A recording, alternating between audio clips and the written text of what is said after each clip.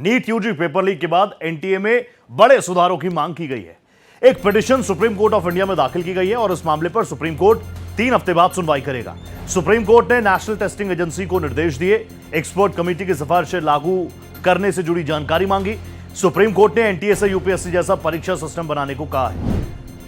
अब एनटीए आप देख लीजिए, पिछले कुछ वक्त में एनटीए की साख पर बट्टा लगा हुआ है और एनटीए की है साख जिस पर इतने डेंट हैं, डेंटिंग पेंटिंग इतनी ज्यादा हो गई है, डेंटिंग पेंटिंग छोड़िए, रस्टिंग कह लीजिए, उसका सीधा इंपैक्ट सरकार पर भी, और इससे इंपॉर्टेंट इसका सीधा इंपैक्ट हमारे देश की युवा शक्ति, हमारे छात्र छात्राओं के मानसिक व्यवहार, उस पर कितना पड़ा होगा। ऐसे में सर्वोच्च अदालत में पिटीशन दाखिल की गई। मेरे साथ मेरे सहयोगी गोपाल कृष्ण इस वक्त लाइव जुड़ चुके हैं। गोपाल जी, सबकी निगाहें होंगी नेशनल टेस्टिंग एजेंसी, और क्योंकि इस पूरे मामले को सुप्रीम कोर्ट ऑफ इंडिया देख रहा है तो सबकी उम्मीदें भी काफी ज्यादा। जी बिल्कुल रोहित, आपने सही कहा। सबकी उम्मीदें आज थी कि आज कोर्ट इस मामले में कोई फैसला सुनाएगा। हालांकि मामले की सुनवाई के दौरान केंद्र सरकार की ओर से पेश सॉलिसिटर जनरल तुषार मेहता ने कोर्ट को बताया कि जो एग्जाम है उसको ऐसा फुल बुलेट प्रूफ बनाया गया है कि अब गड़बड़ी होने की कोई संभावना नहीं है। उन्होंने बताया कि किस तरीके से इसे चरणबद्ध तरीके से जो है बनाया गया है, कोई भी आदमी अब इसे भेद नहीं सकता है। उसको देखने के बाद सुप्रीम कोर्ट ने कहा कि यह सिर्फ कागजी दिखाई दे रहा है, इसे जमीनी स्तर पर लागू करने की आवश्यकता है। और कोर्ट ने एनटीए से यह भी कहा है कि जो इसको लेकर के पहले की राधा कृष्णन समिति थी और बाकी समिति थी, उन समितियों के सुझावों को कितना लागू किया गया है, इसको लेकर के केंद्र सरकार अपना हलफनामा दाखिल करे। उसके बाद सुप्रीम कोर्ट इस मामले में सुनवाई करेगा तो फिर याचिकाकर्ताओं की तरफ से दलीलें सुनेगा, उसके बाद कोई आदेश पारित करेगा। मेरे साथ बने रहेगा गोपाल जी, आगे भी आपसे केस पर बात करूंगा। सुप्रीम कोर्ट पहुंच चुका है फिल्म काला हिरन का मामला। दिल्ली हाईकोर्ट के फैसले के खिलाफ याचिका दायर की गई है। फिल्म प्रोड्यूसर अमित जानी ने याचिका दायर की है। हाईकोर्ट ने फिल्म के टीजर के लिंक हटाने का आदेश दिया था।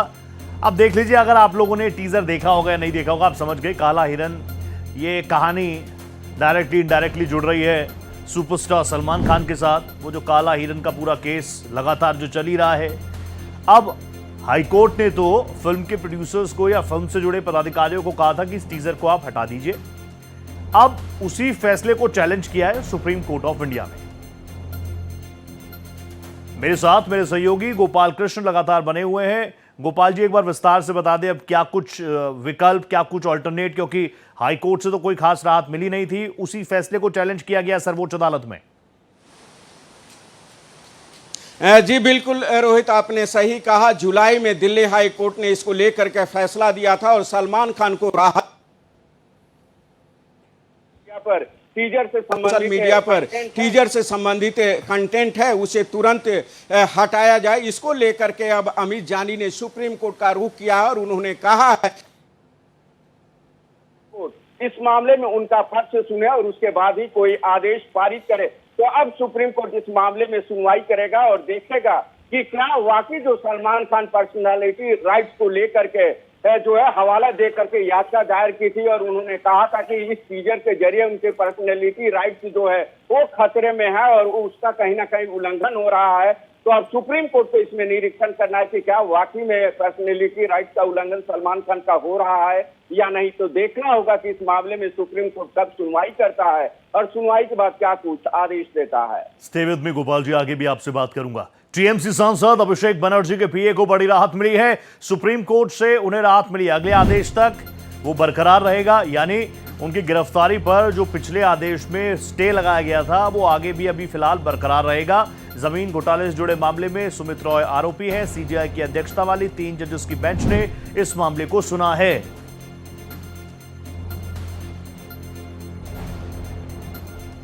तो अभिषेक बनर्जी के पीए सुमित रॉय को यह बड़ी राहत है। मेरे साथ मेरे सहयोगी गोपाल कृष्ण लगातार बने हुए हैं। गोपाल जी, सुमित रॉय को राहत कह लें या फिर कह लें ये बड़ी राहत अभिषेक बनर्जी के लिए? जी बिल्कुल रोहित, दोनों के लिए राहत है, क्योंकि अगर हम सुमित रॉय की बात करते हैं तो सुमित रॉय अभिषेक बनर्जी का पीए हैं और सारा राज अभिषेक बनर्जी का वो जानते हैं। तो हम कह सकते हैं कि दोनों के लिए सुप्रीम कोर्ट से राहत है। सुप्रीम कोर्ट ने जो अंतरिम आदेश पारित किया था उसे आगे जारी रखने का निर्देश दिया है और साथ ही सुमित रॉय से कहा है कि वो जांच में सहयोग करेंगे और जब भी जांच अधिकारी इस मामले में बुलाए तो जा करके हाजिरी लगाएंगे। दरअसल रोहित, इस मामले को लेकर के तब सुप्रीम कोर्ट का उन्होंने रुख किया था जब जो है नौकरी के बदले पैसे लिए गए थे और उस मामले में कोलकाता हाई कोर्ट ने सुमित रॉय को जमानत दे दी थी। लेकिन जमीन विवाद मामले में सुमित रॉय को राहत नहीं दिया था और कहा था कि 10 दिन के भीतर आयोग के समक्ष जाकर के पेश होकर के अपना बयान दर्ज कराएं। उसके बाद सुमित रॉय को लगा कि इस मामले में राहत नहीं मिली है, अगर वो आयोग के पास जाएंगे तो हो सकता है कि उनकी गिरफ्तारी हो जाए। उससे बचने के लिए सुमित रॉय ने सुप्रीम कोर्ट का रुख किया था, जिस पर सुप्रीम कोर्ट ने कोलकाता हाई कोर्ट के फैसले पर रोक लगाते हुए यह अंतरिम आदेश दिया था। स्टे विद मी, आगे भी केस पर आपसे बात करूंगा गोपाल जी। ग्राहम स्टेन्स हत्याकांड पर सुप्रीम कोर्ट में सुनवाई, जवाब दाखिल ना करने पर ओडिशा सरकार को फटकार लगी है। कोर्ट ने जवाब दाखिल करने के लिए अंतिम मौका दिया है। दोषी दारा सिंह ने कोर्ट में दाखिल की है याचिका। 26 साल की सजा काटने के आधार पर उन्होंने रिहाई की मांग की है। कोर्ट 2 सितंबर को इस मामले की सुनवाई करेगा। मेरे साथ गोपाल जी लगातार बने हुए हैं, लाइव है मेरे साथ जुड़े हुए। गोपाल जी, एक बार विस्तार से पूरा मामला बता दें और 26 सालों की सजा अगर काटे जा चुके हैं तो इसके आगे कुछ राहें आसान हो सकती हैं क्या? क्या कहता है कानून?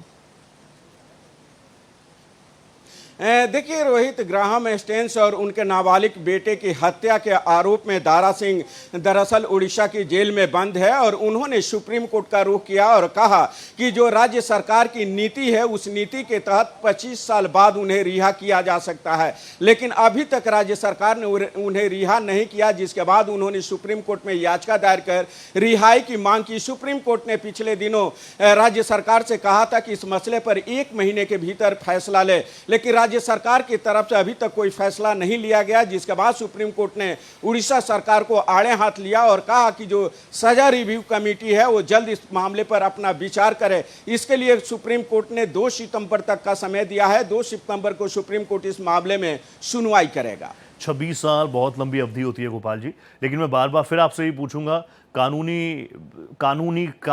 का प्रोसीजर किस तरीके से, जब इतनी बड़ी सजा पहले ही इतने लंबे वक्त से कोई जेल के अंदर है, तो क्या कुछ विकल्प, कुछ हल्का, कुछ धीमा, कुछ राहत दारा सिंह के लिए है कहीं कानून में? बिल्कुल रोहित, जरूर कानून में है। सभी राज्यों के लिए अलग अलग इसको लेकर के नीति है। सजा रिव्यू कमेटी बैठती है, उस पर विचार करती है कि जिस व्यक्ति के लिए रिहाई की मांग की जा रही है क्या वाकई वो रिहाई के पात्र है क्या, क्योंकि ग्राहम स्टेन्स का यह कहना है कि दारा सिंह का कहना है कि वो अभी तक इस मामले को लेकर के कभी भी उन्होंने पैरोल की मांग नहीं की है। कंटिन्यू 26 साल से वो जेल में बंद है और जो नीति है राज्य सरकार की, उस नीति के तहत 25 साल बाद रिहा हो जाना चाहिए था। उससे ज्यादा उन्होंने जेल में सजा काट चुके हैं, लिहाजा अब समय आ गया है कि उन्हें रिहाई कर दिया जाए, जिसको लेकर के सुप्रीम कोर्ट सुनवाई कर रहा है। तो रोहित, अब जो सजा रिव्यू कमेटी है वो अब विचार करेगी और सुप्रीम कोर्ट में अपनी रिपोर्ट देगी और उस रिपोर्ट के आधार पर सुप्रीम कोर्ट यह तय करेगा कि क्या दारा सिंह को रिहाई के आदेश दिया जाए या नहीं। बहुत धन्यवाद गोपाल जी, नजर बना रखिएगा। Thank you so much. Court round up में इतना ही, दीजिए इजाजत, नमस्कार।